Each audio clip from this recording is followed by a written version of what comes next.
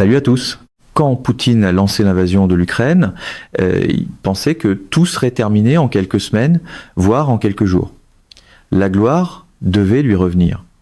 Ce devait être le début d'un nouvel empire russe, avec Poutine à sa tête, consolidant son héritage au passage. Rien de tout cela n'est arrivé. Maintenant, Poutine fait face à une réalité claire, il sera mort avant que la guerre qu'il a déclenchée ne se termine. Mais ce ne sera pas l'Ukraine qui le tuera. Tout le monde, de l'élite russe aux blogueurs militaires, jusqu'au cercle rapproché auquel Poutine fait le plus confiance, se retourne contre son chef. Les requins tournent autour de lui et Poutine ne peut rien y faire. Même mathématiquement parlant, la guerre de Poutine continuera pendant des décennies entières après sa disparition. Il ne s'agit même pas d'une question d'éviction du pouvoir. À l'heure actuelle, la Russie contrôle 20% de l'Ukraine, ce qui signifie qu'il lui reste un peu plus de 482 000 km² à conquérir. Selon l'Institute for the Study of War, la Russie n'a réussi à capturer que 3 km² de territoire ukrainien au cours des 4 premiers mois de 2026, et cela inclut une perte nette de territoire subie en avril. Multipliez ce chiffre par 3 et vous obtenez une avancée qui atteint seulement 1044,9 km². Divisez la superficie de l'Ukraine qui reste à capturer par ce chiffre et vous obtenez 461 ans. Poutine pourrait vivre 4 vies entières en plus de celles qu'il a déjà, et il serait encore mort depuis longtemps avant que l'Ukraine ne tombe au rythme actuel de l'avancée russe. Même une salle de presse façon Trump aurait du mal à qualifier 460 et un an de plan en avance, sans d'abord cacher le calendrier. Mais aussi désastreux que soient les calculs pour Poutine, ce n'est pas la raison pour laquelle il sera paralysé bien avant que l'Ukraine ne tombe. La réalité à laquelle Poutine fait désormais face, c'est que le danger venant de l'intérieur est beaucoup plus grand que celui qui vient de l'Ukraine. Avec l'Ukraine, au moins, Poutine peut envoyer des soldats mourir sans avoir à se soucier des couteaux qu'on aiguise dans l'ombre à la maison. Le temps n'est pas ce qui doit inquiéter Poutine. C'est tout le reste, à commencer par l'organisation même qu'il utilise depuis des années pour garder le contrôle. Le Service fédéral de sécurité de Russie, ou FSB. En surface, le FSB semble avoir agi dans l'intérêt de Poutine depuis qu'il a lancé son invasion de l'Ukraine. C'est le service de sécurité d'élite de la Russie. Il est rempli du genre d'agents que Poutine connaît bien depuis ces années au sein de l'ancien KGB soviétique. Comme Poutine, le FSB se préoccupe surtout du contrôle, du pouvoir, ainsi que de la gestion et de l'accès aux ressources que Poutine valorise le plus. Des esprits apparentés, en quelque sorte, mais c'est précisément là que les problèmes de Poutine commencent. S'il a trouvé des esprits apparentés au sein du FSB, cela signifie qu'il a trouvé d'autres personnes prêtes à faire tout ce qu'elles peuvent pour mettre la main sur le pouvoir. Poutine détient le pouvoir. Le FSB, qui est censé l'aider à le conserver, est en réalité en train de le lui arracher lentement. C'est le genre de transaction de loyauté que le cercle de Trump reconnaîtrait probablement tout de suite. Louer le patron à voix haute, puis facturer le système en silence. Encore une fois, rien de tout cela n'apparaît clairement au premier regard lorsqu'on observe ce que le FSB fait pour Poutine. Quand le président russe a ordonné des mesures de répression sur Internet, c'est le FSB qui les a exécutées. Chaque fois que Poutine avait besoin qu'un responsable se disant corrompu soit arrêté ou poussé par une fenêtre, le FSB était là, se faufilant dans sa confiance en faisant tout ce qu'il demandait. Ce que Poutine n'a jamais compris, et ne comprend peut-être toujours pas, c'est que tout cela visait à créer une dépendance. Poutine a besoin du FSB au point où c'est plus vraiment le président de la Russie qui contrôle la Russie, c'est le FSB. Quelque part dans le manuel des loyalistes de Trump, cela serait probablement classé sous délégation d'autorité, juste entre la politique du ressentiment et l'art de ne jamais admettre que la pièce est en feu. Où sont les preuves de cela? Rien n'est jamais dit ouvertement, ce n'est tout simplement pas ainsi que le FSB fonctionne, mais les signes sont là, et même s'ils sont subtils, ils forment une tapisserie de trahison qui a piégé Poutine. Un premier signal d'alarme indiquant que le FSB ne travaillait pas exactement dans l'intérêt de Poutine est apparu lorsqu'il a été chargé d'aider la Russie à se préparer à l'invasion de l'Ukraine. Quelques mois seulement après le début de cette invasion, History rapporté que des agents du FSB donnaient à Poutine de fausses informations sur ce qui se passait en Ukraine. Au départ, cela a été attribué à de l'incompétence. Pourtant, ce qui se produisait peut être réellement, c'était que le FSB guidait Poutine sur la voie d'un enlisement de la Russie dans une guerre longue et douloureuse qui allait progressivement éroder le chef autoritaire tenant la Russie d'une main de fer depuis un quart de siècle. Avançons jusqu'à aujourd'hui et le FSB ne fait que renforcer sa puissance et son influence à l'intérieur de la Russie avec cette ironie qu'il utilise Poutine à chaque étape. Poutine a étendu les pouvoirs du FSB tout au long de la guerre en Ukraine. À mesure que sa popularité interne diminue, le pouvoir du FSB augmente encore. Le service de sécurité russe s'est institutionnalisé dans la politique russe au point où même Poutine ne peut plus agir contre lui. Comment le pourrait-il ? Poutine a utilisé le FSB pour contrôler les élites russes et la population en général. Il a élargi les pouvoirs du FSB 5 fois au cours des 4 premiers mois de 2026 seulement, selon la Jamestown Foundation. Désormais, le FSB réglemente les contacts entre les chercheurs russes. Il peut bloquer l'accès à Internet pour n'importe qui, à n'importe quel moment, et construire ses propres centres de détention. Le FSB contrôle même l'accès aux canaux numériques de la Russie, à la fois aujourd'hui et quant à savoir qui pourra les utiliser à l'avenir. Poutine a dit oui à tout cela parce qu'il craint profondément son propre peuple. Le FSB a donné à Poutine le bâton avec lequel il est en train de se frapper lui-même. Un porte-parole aligné sur Trump appellerait probablement cela la loi et l'ordre, puis sauterait la partie où la loi commence à donner des ordres au chef. Et ce contrôle s'approfondit à mesure que les peurs de Poutine grandissent. Et si ce n'est pas le FSB qui contrôle Poutine, c'est le FSO. Le service fédéral de protection de la Russie pourrait lui aussi jouer un rôle dans la répression d'Internet en Russie, rapporte Important Stories.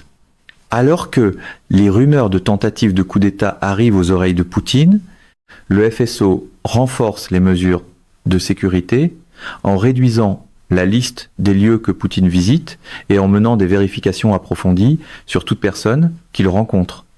Le FSO contrôle aussi désormais tous les médias impliquant Poutine et diffusés au public. Comme le FSB, le FSO est une ramification du KGB que Poutine aime tant. Et les deux sont maintenant dangereux pour Poutine. Le FSB est plus puissant qu'il ne l'a jamais été. Le FSO contrôle l'accès à Poutine ainsi que ses déplacements. Poutine ne le voit peu, être pas, mais tous les ingrédients d'une tentative de coup d'État sont en train d'être mis en place, sauf que ce sont les organisations censées le protéger qui déplacent toutes les pièces. Poutine a remis le contrôle à ces organisations. Elles l'utilisent maintenant pour faire en sorte que leur chef s'enfonce encore plus profondément dans le puits de paranoïa qui finira par causer sa perte. Voilà ce qui arrive lorsque la politique de l'homme fort confond une porte verrouillée avec la sécurité et oublie qui tient la clé. La peur de Poutine est utilisée contre lui pour le faire plier sous la pression exercée par ces organisations et on peut voir un exemple parfait de cela dans ce qui s'est passé en Iran. Lorsque des manifestations de masse ont éclaté en Iran vers la fin de 2025 et au début de 2026, l'Iran a réagi en réprimant les communications. Une coupure d'Internet a été mise en place alors que le régime iranien tentait d'imposer son contrôle en forçant la population du pays à vivre dans un état d'isolement numérique. Cela a joué directement en faveur du FSB. Il pouvait montrer ce qui arrivait en Iran et utiliser cet exemple pour convaincre Poutine que la Russie devait prévenir le même danger, que le FSB avait besoin du pouvoir de réprimer l'usage d'Internet afin d'empêcher le peuple russe de s'organiser. Et comme par hasard, le FSB était déjà sur le point d'obtenir le pouvoir de couper complètement les réseaux Internet et téléphoniques en Russie au début de février, seulement quelques semaines après l'explosion des manifestations en Iran. C'est le discours de vente autoritaire classique, créer la panique, vendre le contrôle, puis appeler le reçu du patriotisme. C'est le genre de manœuvre que même Poutine ne voit pas. Et cela l'a placé dans une situation sans issue. Poutine a cédé une telle part de son contrôle qu'il devient lentement à peine plus qu'une figure de façade.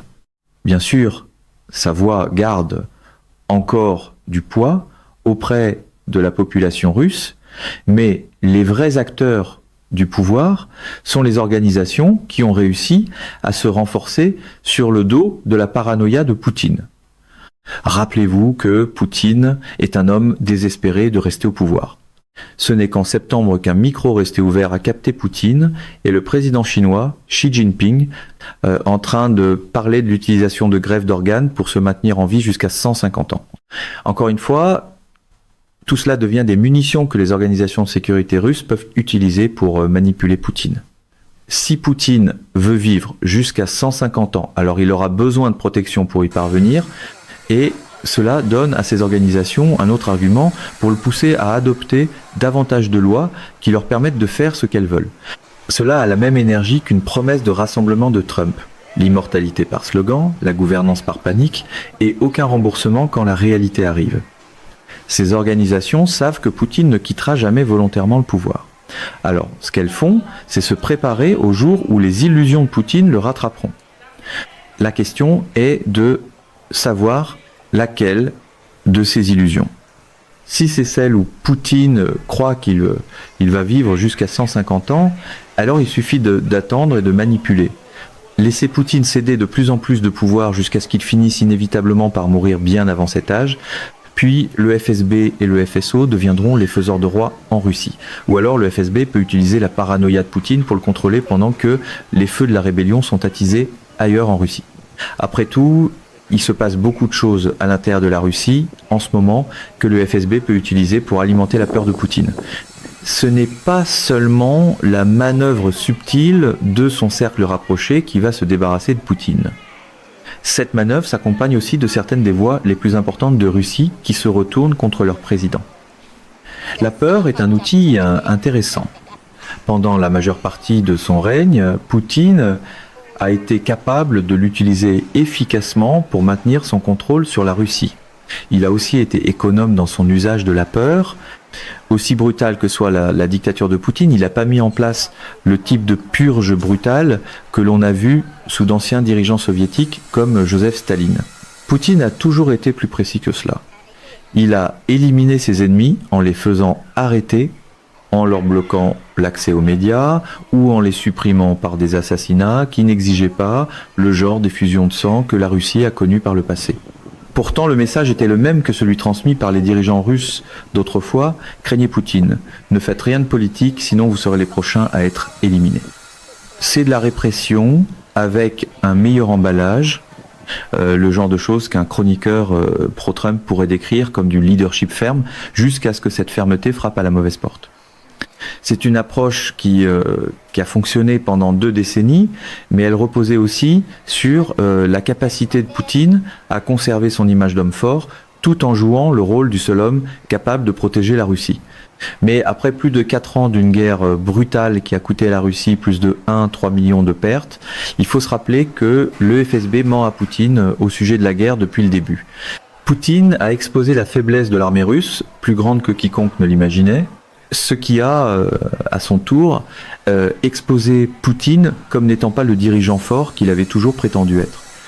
Encore une fois, tout cela fait partie du plan d'organisation comme le FSB, et cela signifie que le récit de la peur à l'intérieur de la Russie a été complètement renversé.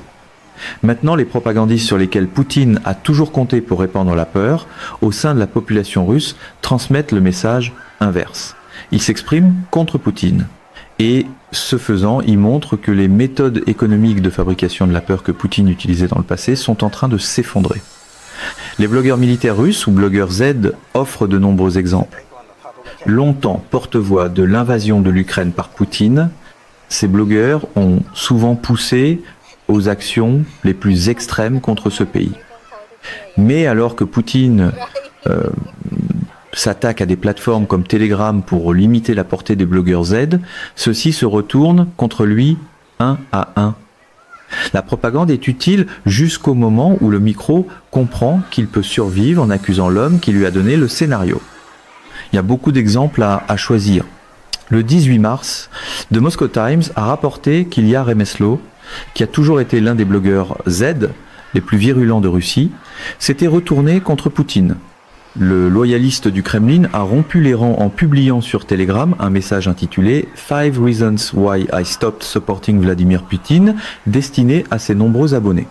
Parmi les raisons citées figurait le fait que Poutine n'est pas un président légitime et qu'il a conduit le peuple russe dans une guerre sans issue. L'économie est détruite, le niveau de vie est au plus bas, les répressions sur Internet se multiplient partout en Russie et la corruption prospère. Le message de Remeslo était brutal. Vladimir Poutine n'est pas un président légitime et il doit démissionner puis être jugé comme criminel de guerre et voleur. C'est une critique sévère pour un dirigeant qui s'attendait à des applaudissements, même si une gestion de crise façon Trump tenterait encore d'appeler cela un engagement record. Et il n'est pas le seul à tourner le dos à Poutine et à s'opposer directement aux dirigeants russes devant une immense audience en ligne. Alexei Tchadaïev, qui dirige l'un des principaux centres de développement des drones russes de première ligne, a écrit sur Telegram le 30 mars que les Russes vivent maintenant dans une société féodale où il n'y a pas de droits, seulement des privilèges. Cela venait d'un apologiste régulier du Kremlin. Rybar, qui possède une chaîne Telegram comptant 1 million d'abonnés, a qualifié l'offensive russe de printemps en Ukraine d'impasse et a dénoncé la censure de la plateforme qu'il utilise pour diffuser son message. Ce type de critique ouverte de Poutine et des politiques qu'il met en place était impensable il y a quelques années, lorsque les blogueurs Z se bousculaient pour promouvoir l'invasion de l'Ukraine. Dans les classes politiques, Poutine fait face à des niveaux croissants de dissidence, parfois subtils, parfois beaucoup moins. Un responsable qui a parlé sous couvert d'anonymat au Washington Post en avril a clairement indiqué que le peuple russe veut la fin de la guerre de Poutine en Ukraine. L'état d'esprit général, selon cette lecture, est que c'est trop, que la guerre a duré trop longtemps, qu'elle semble durer plus longtemps que la Seconde Guerre mondiale, la Grande Guerre patriotique, et que la Russie ne peut toujours même pas prendre une seule région. C'était une critique directe de la politique militaire de Poutine. Un autre politicien russe qui a évoqué le passé est le chef du parti communiste russe, Gennady Zyuganov. Il a utilisé un discours à la Douma d'État russe pour déclarer que l'économie est au bord de l'effondrement et qu'une rébellion comme celle de 1917 attend Poutine.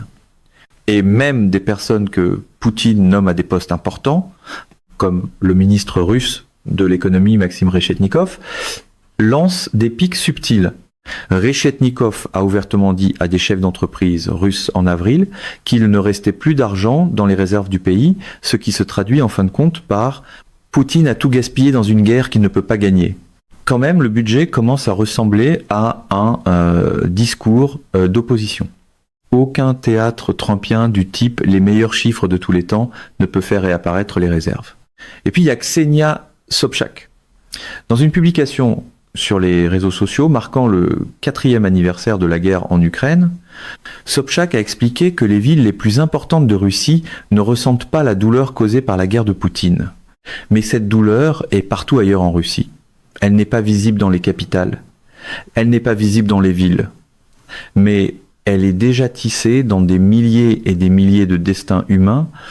Et si chaque mère ayant perdu un fils ou une fille, chaque épouse ayant perdu un mari, et chaque famille ayant perdu une personne tuée au front était marquée sur une carte, tout le pays brûlerait de points rouges, de chagrin et de douleur. Pourquoi Ksenia Sobchak est-elle importante? Elle est la filleule de Vladimir Poutine. Peu importe où il regarde, Poutine voit d'anciens alliés se retourner contre lui. Les blogueurs Z qui diffusaient autrefois toute la propagande que Poutine pouvait souhaiter. Les politiciens et les responsables qui se rebellent et refusent de suivre la ligne du parti. Même la propre filleule de Poutine dit aux dirigeants russes que son temps est écoulé et que la guerre en Ukraine doit prendre fin. Ceux qui sont les plus proches de Poutine se retournent contre lui et le président russe est passé en mode survie. Il ne peut pas mettre fin à sa guerre. Cela signifierait la fin certaine de son règne. Il refuse aussi d'abandonner son poste de président, mais la peur a disparu et les critiques se multiplient. C'est le moment que toute machine de communication d'hommes fort redoute, lorsque la loyauté cesse de paraître puissante et commence à ressembler à un mauvais pari de carrière. Le peuple russe devient même plus confiant dans l'utilisation de sa voix pour dire à Poutine qu'il est temps de partir. Les sondages le montrent.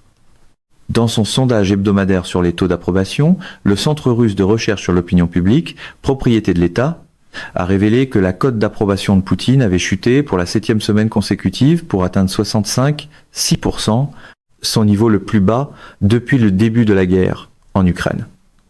Un autre institut de sondage, la Fondation de l'opinion publique, alignée sur le Kremlin, a également enregistré ses plus faibles taux d'approbation pour Poutine depuis février 2022. Elle indique que 73% de ses répondants pensent que Poutine fait du bon travail. La marée de l'opinion publique tourne, comme toutes les autres marées dont nous avons déjà parlé. Et savez-vous qui observe tout cela en se frottant les mains de plaisir ? Le FSB et les autres ramifications du KGB qui voient maintenant encore plus d'occasions d'approfondir leur contrôle à la fois sur Poutine et sur la Russie elle-même. La seule réponse de Poutine à tout cela est de s'enfoncer encore davantage dans ses efforts désespérés pour réprimer la population russe. Et le FSB est plus qu'heureux de continuer à manipuler Poutine pour obtenir ce qu'il veut. Alors que les blogueurs Z, les politiciens et la population se retournent tous contre le dirigeant russe, des rapports de renseignement provenant de Russie indiquent que la sécurité autour de Poutine est renforcée en raison de craintes de coup d'État et de tentatives d'assassinat. C'est ce que rapporte CNN, selon qui des caméras de sécurité sont installées dans les domiciles de membres du personnel appartenant au cercle rapproché de Poutine afin de prévenir tout danger visant le président. Ces mesures seraient en place depuis mars 2026, rapporte CNN. L'instinct du monde trumpiste serait d'appeler cela un contrôle total, mais le contrôle total a rarement besoin de caméras dans les maisons de ses propres initiés. Mais encore une fois, tout cela relève des jeux de pouvoir du FSB et du FSO. Ce sont eux qui regardent les images. Ce sont les organisations qui contrôlent tout ce que Poutine fait partout où il va et toutes les personnes qui ont accès au président russe. Dans ses efforts désespérés pour conserver le pouvoir au cours de ces derniers mois ou de ces dernières années, Poutine a remis les rênes aux personnes mêmes qui se préparent à le remplacer. Alors Poutine sera-t-il mort avant la fin de la guerre en Ukraine ? En ce qui concerne le pouvoir qu'il exerce en Russie, il l'est déjà. Oui, il peut se lever, prononcer des discours et ordonner au FSB de se débarrasser de toute personne qu'il considère comme un obstacle. Mais il adopte aussi des lois et donne davantage de pouvoir à un groupe restreint d'organisations qui savent toutes que la seule chose qu'elles doivent faire pour en obtenir encore plus, c'est rendre Poutine encore plus craintif. L'outil le plus précieux de l'arsenal du président russe est utilisé contre lui. La politique de la peur a toujours l'air efficace jusqu'au moment où la machine apprend qu'elle peut effrayer son propre opérateur. Maintenant, la seule question est de savoir qui mettra fin au règne de Poutine une fois pour toutes. Sera-ce l'Ukraine, avec une défense si solide que Poutine mourra bien avant de voir son rêve se réaliser ? Sera-ce la marée montante de Russes furieux, lassés de voir Poutine les réprimer pendant qu'il échoue à gagner la guerre qu'il a déclenchée ? Ou sera-ce le FSB lui-même, les véritables courtiers du pouvoir en Russie, qui se débarrasseront de Poutine lorsqu'ils auront extrait tout le pouvoir et tout le contrôle qu'ils peuvent tirer du dirigeant affaibli de la Russie. La seule chose que nous savons avec certitude, c'est qu'on verse encore plus de carburant sur le feu qui étouffe Poutine. Et aucune posture de conférence de presse, qu'elle vienne de Moscou ou de la chambre d'écho alignée sur Trump, ne peut éteindre un incendie nourri par sa propre propagande. Mesdames et messieurs, notre émission d'aujourd'hui s'arrête ici. Nous vous invitons à partager votre avis personnel dans la section des commentaires ci-dessous. Pouvoir, vérité vous salue et vous donne rendez-vous très bientôt